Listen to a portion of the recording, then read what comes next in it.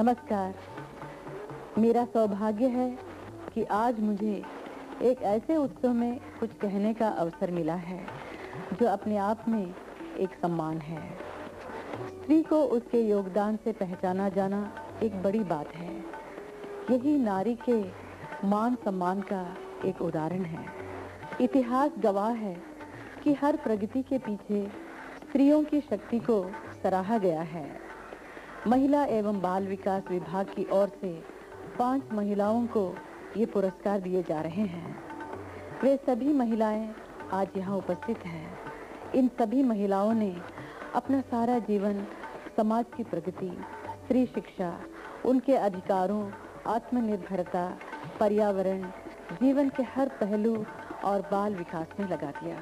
और धन्य हैं वे महान नारियां, रानी लक्ष्मीबाई,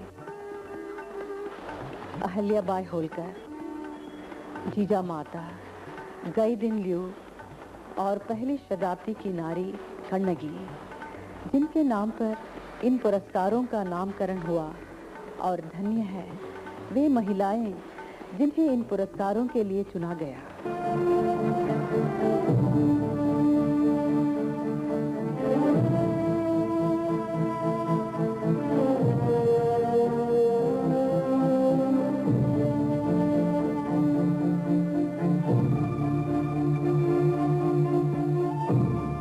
श्रीमती केवी रबिया को दिया जा रहा है पहली शताब्दी की महान नारी कन्नगी पुरस्कार।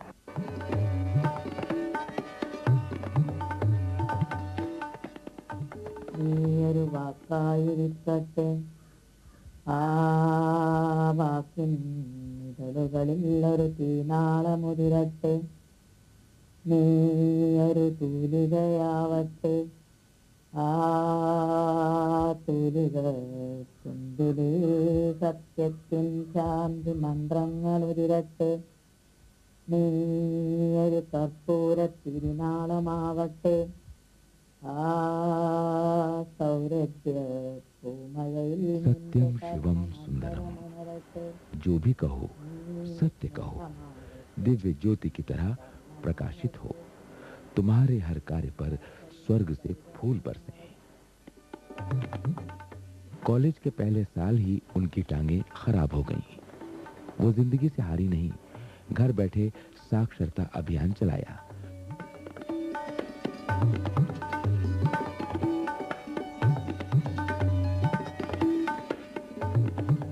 रोजगार के द्वार खोले।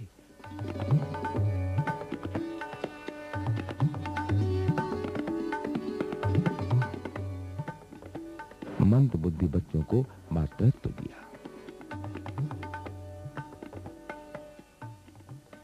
വേങ്ങര ഞങ്ങൾ സർവേ നടത്തി നോക്കിയപ്പോൾ വേങ്ങരയിൽ ഒരുപാട് വികലാംഗരായ കുട്ടികളുണ്ട്.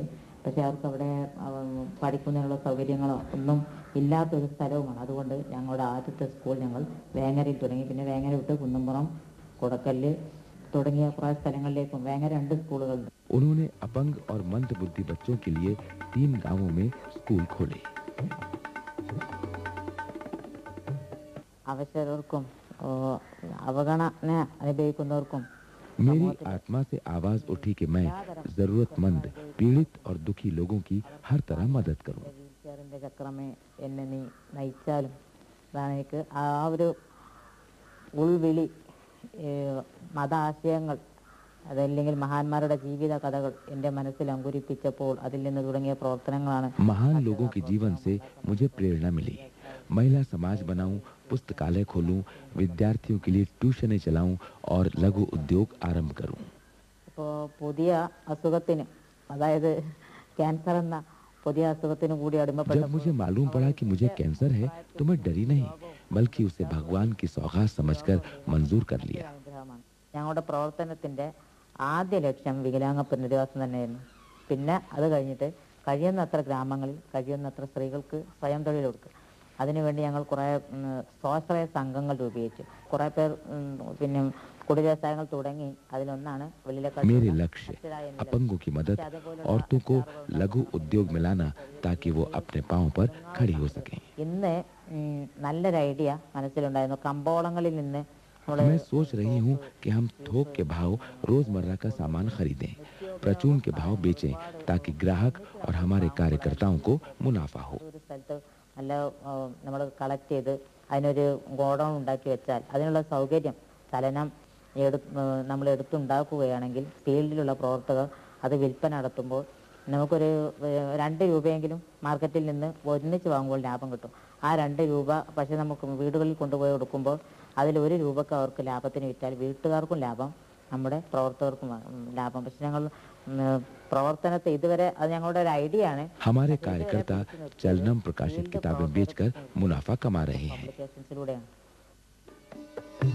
हमने गांवों में सड़कें, पानी और बिजली का बंदोबस्त कराया।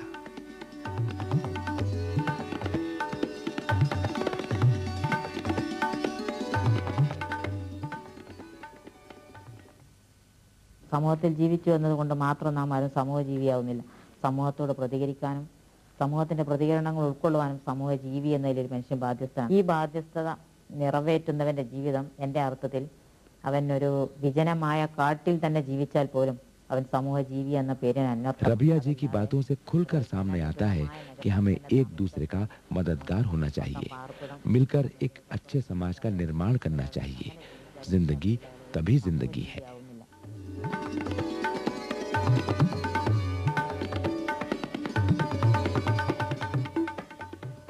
Life is meaningless if one does not help fellow human beings. हमारी दुआ है कि वो अपना काम करती रहें। देश के गांव-गांव में ऐसी हजारों रबियाएं हों। चिन्न पिल्लई जी को दिया जा रहा है माता जीजाबाई पुरस्कार। ஏழைகளை முன்னேற்றும் களஞ்சிய இயக்க। हम शपथ लेते हैं कि कलंजियम, जो एक सामूहिक संस्था है जो गरीबों को सहायता देकर खुशहाल करती है, उस संस्था के प्रकाश को गांव-गांव फैलाएंगे। களஞ்சியம் 20 மக்கள் சேர்ந்து ஒரு களஞ்சியம் உருவாக்கி 10 ரூபாயா சேமிச்சு 20 பேருக்குள்ளே 5 ரூபாய் வட்டிக்கு 10 रुपए डालकर 20 लोग मिलकर एक कलंजियम बनाते हैं। अनेक कलंजियम मिलकर बन जाती है एक सामूहिक संस्था। लोग ब्याज पर आर्थिक सहायता ले सकते हैं।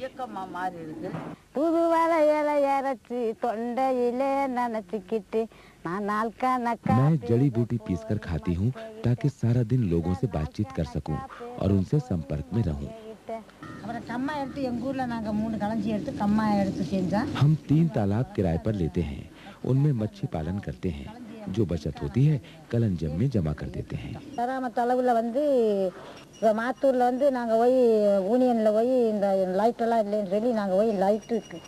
बहुत मुश्किलों से हम गांव में बिजली ले आए।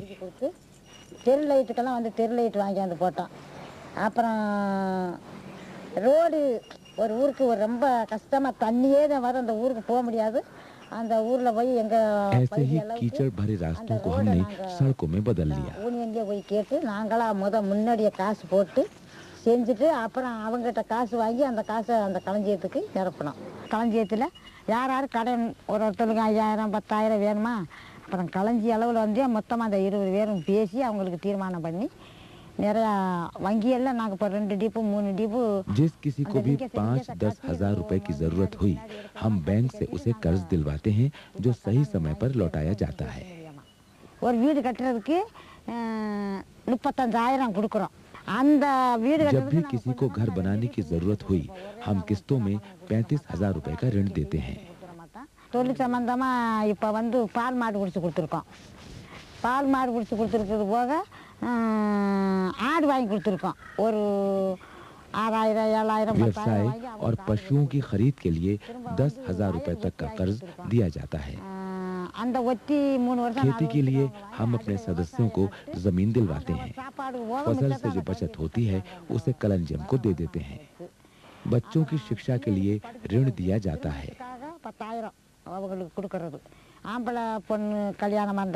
शादी के लिए भी 10,000 रुपए तक का ऋण दिया जाता है। काफी हद तक हम नशीले पदार्थों के सेवन में कमी ले आए हैं। चिन्ना पिल्लई एक त्यागमयी, खुले दिल वाली और महान नारी है। मेरी टांग मत खींच, நான் மட்டும் பண்ணல. அது இப்போ ஒரு பகுதி எடுத்தோம்னா நான் மட்டும் இல்லை, பகுதியில் ஒரு 300 பேர் இருப்பான். அந்த 300 பேர்த்தில் 7 பேர் கமிட்டி பொறுப்பாளர் இருக்காங்க. ஆனால் அவங்களுக்கு நான் முன்னோடியாக இருப்பேன். நாங்கள் மனுஷனோட காலத்தை யாரும் சொல்ல முடியாது. நாங்கள் ஒருத்தர் இருப்போம், ஒருத்தர் போயிடுவோம். எங்களுடைய மரணத்தை சொல்ல முடியாது. எப்போதும் காலங்காலமாக பிள்ளை தலைமுறையா எந்த வாழையடி வாழையா இதில் मैं अकेली नहीं, सब काम हम मिलकर कर रहे हैं। चिन्ना पिल्लई लड़ रही थी, लड़ रही है, लड़ती रहेंगी, सबके साथ आगे बढ़ती रहेंगी। ब्रह्मचारिणी कमलाबाई जी को दिया जा रहा है 18वीं शताब्दी की लोक माता अहल्याबाई होलकर पुरस्कार। आज से कुछ दशकों पहले राजस्थान के एक पिछड़े इलाके में श्री महावीर मुमुक्षा महिला आश्रम पहुंची कमलाबाई। तभी उनके मन में एक ज्वाला जागी, आदिवासी महिलाओं और लड़कियों को पढ़ाया जाए। नारियों की दशा दयनीय थी, उनको हीन दृष्टि से देखते थे सब। और अगर एक महिला गुजर गई तो उनके परिवार वाले पति कहते थे कि मर गई तो दूसरी आ जाएगी। तो ये मुझे अखरता था। तो मैंने सोचा कि महिलाओं को जो कि अबला के रूप में समझते हैं, वो अबला नहीं बनकर इनको सबला बनाना। 100 शिक्षकों के बराबर है एक माँ। जितनी शिक्षा एक मास्टर नहीं दे सकता, उतनी शिक्षा एक माँ दे सकती है। माँ का ममत्व तो अलग होता है। तो मैंने सोचा कि क्यों न मैं इतनी बेटियों की माँ बन जाऊं और उनको शिक्षित बनाऊं। तो इसी सोच विचार करके मैंने नारी शिक्षा पर ही जोर दिया। पहले मैं आई थी जब तो कुछ भी नहीं था और सब जगह टीले ही टीले थे। थोड़ा थोड़ा आगे बढ़ा। इस समय तो काफ़ी प्रगति पर है ये। विद्यालय भी, मंदिर भी, धार्मिक काम भी बहुत अच्छा होता है। धार्मिक संस्कार भी सब में बहुत अच्छे हैं। पहले मेरे में बहुत अंतर हो गया। नारी प्रबला हो, सबला हो और ज्ञान संपन्न होकर के सेवा व्रत में कार्यरत हो, इसी उद्देश्य से उसके व्यक्तित्व को यहाँ पर निखारा जाता है और उसका निर्माण किया जाता है। मैं तो नहीं कहती कि नारी अबला है। मैं मानती हूँ प्रत्येक नारी नहीं बल्कि प्रत्येक जीव छोटे से लेके बड़ा तक सबल रहता है। अबला किस बात की, उसमें किस बात का बल नहीं है। कहीं से भी जोड़ कर देख लो, किसी भी कार्य में देख लो, महिला कहाँ पीछे रही, आज कहीं पर भी पीछे नहीं। एक नारी पढ़ेगी तो 7 पीढ़ी तिरेगी। तो नारी का सम्मान होना एक ही लक्ष्य था मेरा। तो नारी को आगे बढ़ना तो अच्छा है, बढ़ाना चाहिए उनको, लेकिन आगे बढ़ने के बाद भी उसको अपनी मर्यादा में रहना। कि माता शत्रु पिता बैरी, एन बालों न पाठते विद्याहीना न शोभनते निर्गंधा यो किंसुका। कहते हैं कि पिता शत्रु है, माता बैरी है, अगर संतान को नहीं पढ़ाया। पहली कक्षा से लेकर 10वीं तक चलता था, फिर 12वीं हुआ, फिर कॉलेज हो गया। इसके बाद इच्छा थी कि बीएड और एसटीसी खोला जाए। तो इस समय बीएड में 120 लड़कियां हैं, एसटीसी में 150 लड़कियां हैं। आगे मेरी इच्छा कंप्यूटर की थी। इस समय मेरे पास 21 कंप्यूटर है। अब मेरी इच्छा है कि आयुर्वेद का चलाया जाए। आयुर्वेद में ऐसा है कि कोई हिंसा का काम नहीं है। अच्छे बोलना, सत्य पर विश्वास रखना, जीव को मारना नहीं, जीवों पर दया करना, ये सब अहिंसा में आता है। तो हम सब इस धर्म में हमारी बच्चों को भी हम यही बताते हैं कि आप कटु वचन नहीं बोलना, किसी की चोरी नहीं करना, सत्य बोलना, सबसे प्रेम भाव से रहना, ये सब अहिंसा में है। आगे एमएड करना है, इसको एक विश्वविद्यालय बनाना है। ये सोचती हूँ मेरी जिंदगी में ये काम कर दूँ मैं।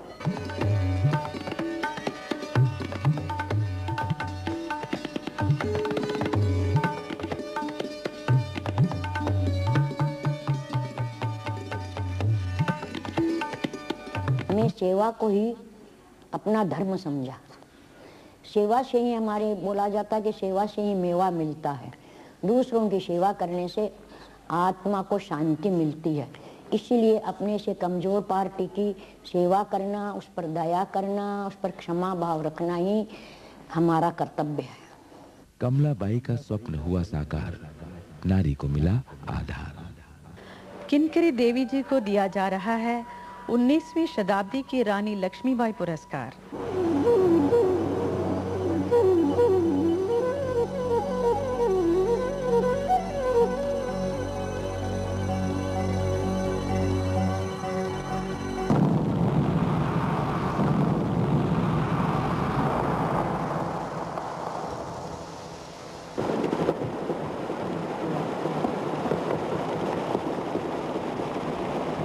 आपने देख लिया, यही पहाड़ है हमारा। उसी में हमें घास के लिए भी उसी में जाना पड़ता है, तभी डर लगता है। घास काटने भी जाना पड़ता है, लकड़ी लेने भी जाना पड़ता है, काम भी हमें खुद करना पड़ता है। किसी की डांगर मरता था, किसी की बकरियां मरती थी जब ब्लास्टिंग का पत्थर लगता था। तो दिल में सोच आई, फिर मेरी बुआ का लड़का है CS चौहान सेठ सिंह, लिखा पढ़ी उन्होंने करी, केस तो मैंने लड़ा। तो जब इतना हुआ जी हमारे लिए हाई कोर्ट में कि जो रात को कहीं ये ढूंढते थे ना भाई चाची के लिए कहीं कौन सी ढूंढूं मैं, तो हमारे को वहाँ मानते नहीं थे। वहाँ पीछे गुंडे की गाड़ियाँ लग जाती थी हमारे पीछे, तो कहीं कपड़े छूट जाते थे, कहीं डांडा छूट जाता था, कहीं चूनी छूट जाती थी। वहाँ से दौड़ भाग के फिर छिपने जाना पड़ता था कहीं। पहाड़ों में बसे धन वाले खदान मालिक चूना निकालने के लिए उन्हें खुलवाते हैं। इन पत्थरों को ट्रकों में लादकर चूना बनाने के लिए ले जाया जाता है। जिनसे ज्यादा चूना मिले उन पत्थरों को अलग किया जाता है और इन अलग हुए पत्थरों को सीमेंट फैक्ट्री भेजा जाता है। तो सीमेंट के मतलब सुना नहीं, उन्होंने सुना ही नहीं हुई। फिर भी उनके मन में कुछ तरस नहीं आई। जब फिर गए, दोबारा जब गए, तब 19 दिन वहाँ बैठी मैं भूखी प्यासी हड़ताल पे। तब जब भूखी प्यासी हड़ताल पे बैठी 19 दिन, तब जाकर उन्होंने केस लगाया और छुट्टे ऑर्डर दिए और ब्लास्टिंग बंद हुई, खाने भी बंद हुई।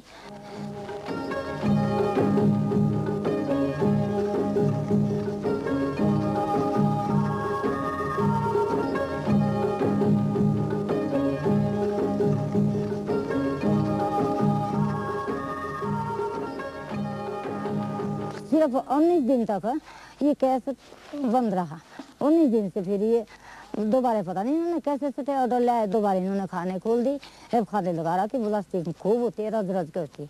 48 ठेकेदार इकट्ठे हो गए, सुप्रीम कोर्ट गए, तो मेरे ऊपर फिर ये राजवंश की खान है ना जी सिंचाई की, इसके ऊपर इसी के बारे में फिर मेरे ऊपर केस किया। इसके ऊपर केस किया तो मेरे को दिल्ली जाना पड़ा सुप्रीम कोर्ट। पहले गई मैं, तब दोबारा गई। जब दोबारा गई मैं तो दोबारा मेरी सुनाई हुई वहाँ, और वहाँ से भी उन्होंने ऑर्डर दे दिए सिंचाई की खान वो भी बंद कर दी। अवैध रूप से ये काम अभी भी जारी है। खदान मालिक कम चूना देने वाले पत्थरों को कूट के जो पाउडर बना रहे हैं, उनसे टूथपेस्ट और टेल्कम पाउडर का बेस बनता है। पोल्ट्री फीड और चूना पाउडर भी बनता है। बारूद की जो धूल है ना जी, और चूने की धूल, इसमें क्या आदमी 50 साल से बच नहीं सकेगा। ये धूल जो है अंदर बैठ जाएगी ना जी, तो इसमें तो ये तो दमा पैदा तभी होने लग रहा है। किसी को टीबी पैदा हो रही है, किसी को दमा पैदा हो रहा है, किसी को कुष्ठ पैदा हो रहा है। तो हमारे को तो इस बात का बड़ा दुख हो रहा है, मेरे को तो बड़ा दुख है। इंसानों के साथ साथ पर्यावरण का कितना नुकसान हो रहा है। पहाड़ियाँ धंस रही हैं, लकड़ियाँ कट जाती हैं, जंगल सूने रह जाते हैं, फिर न मौसम न बारिश। बारिश भी आती है जब जंगल होता है, बारिश भी तब आती है। पानी के सोर्स हमारे खत्म हो गए ब्लास्टिंग से। पानी हमारा जहाँ 8 इंच था वहाँ 2 इंच भी नहीं रह रहा, अब भी नहीं रह रहा। जब सर्दी के मौसम है, जब गर्मी की मौसम आएगी तो हम लोग कहाँ जाएंगे फिर। ये जरूर है कि जितना जंगल इन्होंने फाड़ भी रखा है, इतना जंगल पीछे इसकी मरम्मत पीछे होनी चाहिए। इसमें पेड़ पौधे भी लगने चाहिए और उसमें डांगे भी लगने चाहिए, और ये हमारे को जंगल पूरा होना चाहिए जितना जैसा था। यही मजदूर जो खाने को उतरे है ना, यही मजदूर पीछे उसमें पौधे लगाए। चीन तक गई, इसके पीछे चीन में भी मेरा यही रोना हुआ। काठमांडू गई, वहाँ भी यही रोना हुआ। 2 बार मैं राजस्थान गई, वहाँ भी यही रोना हुआ। कुल्लू में गई मैं, वहाँ भी यही रोना हुआ।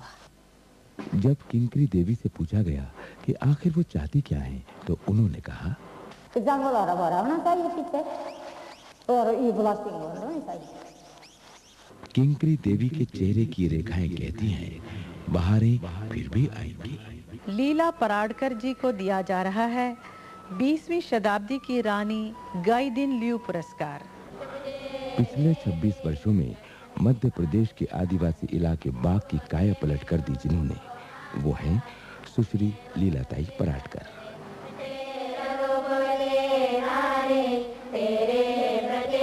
पिछले 2 दशकों में अथक परिश्रम से इन्होंने वनवासी बच्चों में शिक्षा का प्रसार किया। मुझे इस आश्रम में तो 20 साल हुए हैं, लेकिन वनवासी क्षेत्र में मैं 1974 से जसपुर में थी। जब गई उनकी बस्तियों में तो सब माताएं भी बालकों के साथ अंदर झोपड़े में भाग गए।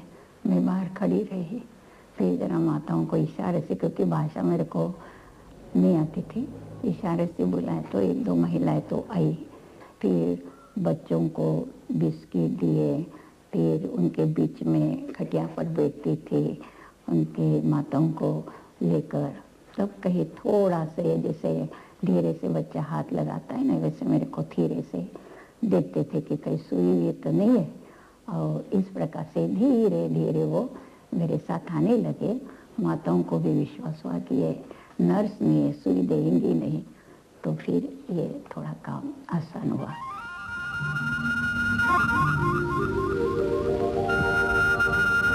उनका सपना अब इन आदिवासियों को अपने सर पर ये बोझ नहीं, मस्तिष्क में ज्ञान का उजाला लेकर चलना है, एक नए क्षितिज की ओर।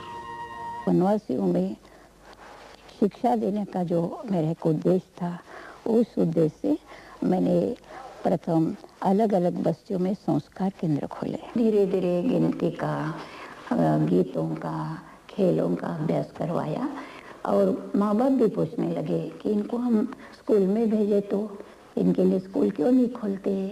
तो मैंने परिषद के सामने विचार रखा और बालवाड़ी, नाम बालवाड़ी रखे, वैसे महाराणा प्रताप बाल संस्कार केंद्र, ये पूरा उस समय का नाम था।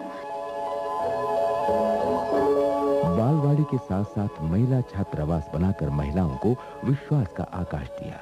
आज इसमें 72 छात्राएं रहती हैं। यही इनका भोजन, यही इनका खेलना, यही इनका जीवन। लीलाताई का मानना है कि वनवासी बच्चे शारीरिक रूप से अच्छे खिलाड़ी हैं। इन्हें थोड़ी सी ट्रेनिंग मिल जाए तो ये बेहतरीन खिलाड़ी बन सकते हैं, खेल के मैदान में, जीवन के मैदान में। पढ़ने के बाद जब अध्यापिका बनी तो ये महसूस किया कि महिलाओं की शिक्षा अत्यंत आवश्यक है, ताकि वे अपने अधिकार के प्रति जागरूक रहेगी और अधिकार के लिए लड़ेंगी भी। गांधी जी ने जैसा कहा है कि एक महिला शिक्षित रहती है, पूरा परिवार शिक्षित होता है। अपने परिवार में लीलाताई ने पाई पूर्ण शिक्षा। शिक्षा से मिला देश प्रेम, देश प्रेम से जागी सेवा की भावना। सेवा करने के लिए उन्होंने विवाह नहीं किया। सेवा भावना उन्हें वनवासी क्षेत्रों तक ले आई। सेवा के लिए सेवा करना, यही एक उद्देश्य रहा है। सेवा से एक जो समाधान मिला, तो ये बाकी के जो आज मिला है, जो पारितोषिक मिला है, वो न भी मिलता तभी सेवा चलती रहती। और मिला है तो तेरे को अर्पण, समाज के विकास के लिए मैं करूँगी।